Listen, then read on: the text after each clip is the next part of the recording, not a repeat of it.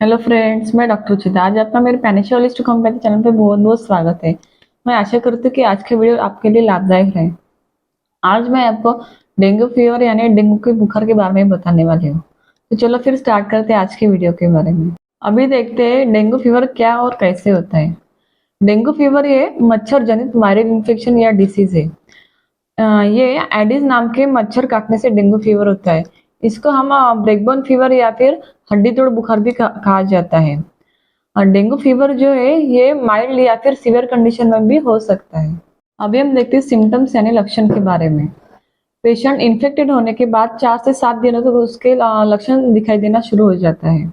अभी देखते हैं माइल्ड डेंगू फीवर के सिम्टम्स क्या होते हैं। बुखार जो 104 डिग्री फ़ारेनहाइट तक होता है।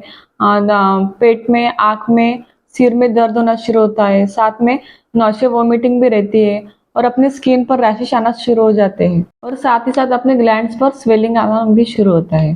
सेकंड है सीवियर डेंगू फीवर यानी हिमोरेजिक फीवर।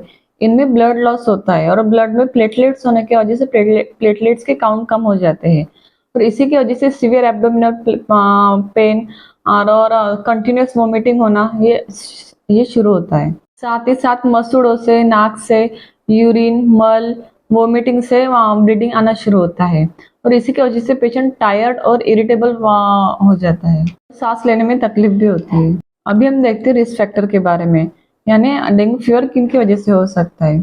जहाँ एडिस मच्छरों का प्रकोप ज्यादा है वहाँ आपको डेंगू से इन्फेक्टेड होने के ज्यादा चांसेस होते हैं। जिन लोगों को एक बार डेंगू फीवर हो चुका है उनको फिर से डेंगू फीवर होने के ज्यादा चांसेस होते हैं।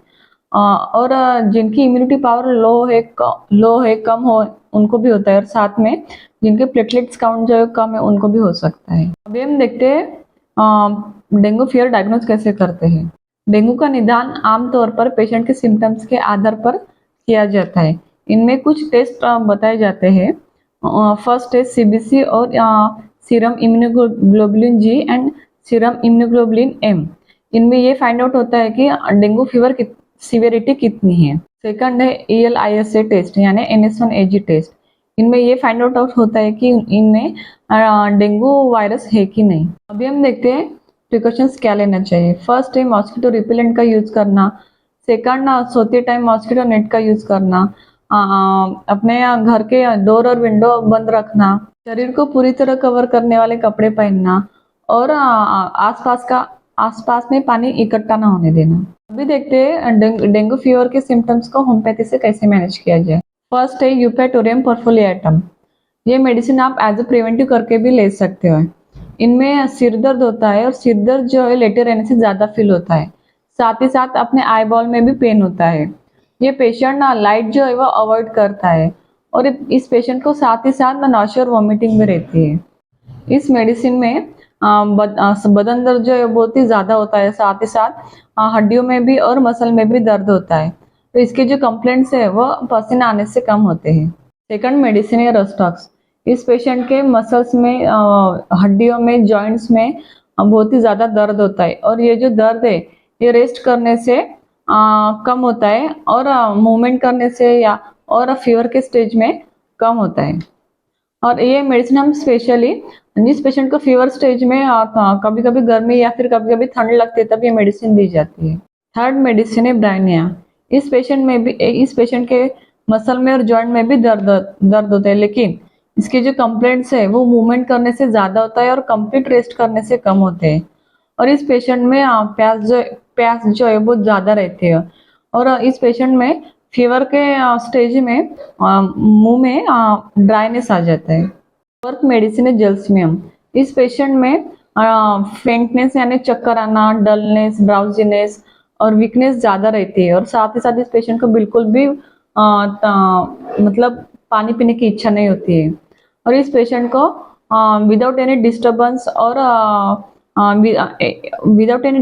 और साइलेंस में लेटे रहने की डिजायर रहती है। इवन ये पेशेंट बात करने को भी अवॉइड करता है क्योंकि इस ज्यादा बात करने से, डिस्टर्बेंस होने से इस पेशेंट को सिर में दर्द होता है और हेवी फील होता है और आंखों में भी हेवी फील होता है। इसके साथ से इसका जो दर्द है वो पीछे से सामने तक यानी फोरहेड तक उसका सिर दर्द रहता है। फिफ्थ और लास्ट मेडिसिन है हेमेमिलिस। ये मेडिसिन स्पेशली सीवियर कंडीशन में, यानी जब ब्लीडिंग हो रहा है तब ये आपकी बॉडी से कहीं से भी ब्लीडिंग हो रही है तब ये मेडिसिन दी जाती है। जैसे कि आपके स्किन में, नोज, नाक से, यूरिन से, मल से और वोमिटिंग से भी ब्लीडिंग आ रही है तब ये मेडिसिन दी जाती है और उसकी वजह से पेशेंट टायर्ड फील करता है। अभी जो मैंने आपको मेडिसिन एक्सप्लेन किए उनको सिम्टम्स के हिसाब से जो भी मेडिसिन आएंगी उनको 30 CH पोटेंसी में दिन में 2 बार लेना है। डायरेक्ट टंग पे 2 बूंद लेना है। अगर आपके सिम्टम्स ज्यादा है तो आप दिन में 3 बार भी ले सकते हो। अभी मैं आपको मदर टिंचर के कॉम्बिनेशन के बारे में बताने वाली हूँ। उसमें तीनों मदर टिंचर का कॉम्बिनेशन है। फर्स्ट है Ocimum sanctum, second Eupatorium perfoliatum and third belladonna. ये तीनों मदर टिंचर पूरे सिम्टम्स कवर करते हैं, जैसे कि पूरे बॉडी में बदन दर्द, साथ ही साथ हड्डियों में दर्द रहना, सीवियर हेडेक, जी मचलना और वॉमिटिंग आना और वीकनेस, टायर्डनेस फील करना, ये सभी सिम्टम्स ये तीनों मदर टिंचर कवर करते हैं। इस तीनों मदर टिंचर को 20-20 ml लेके 60 ml की बोतल में डालना है और उनको दिन में 3 बार 10-10 ड्रॉप्स हाफ ग्लास वाटर में लेना है। आपको मेरा वीडियो पसंद आया तो जरूर लाइक, शेयर और सब्सक्राइब कीजिए, इससे मुझे मोटिवेशन मिलेगा। Thank you.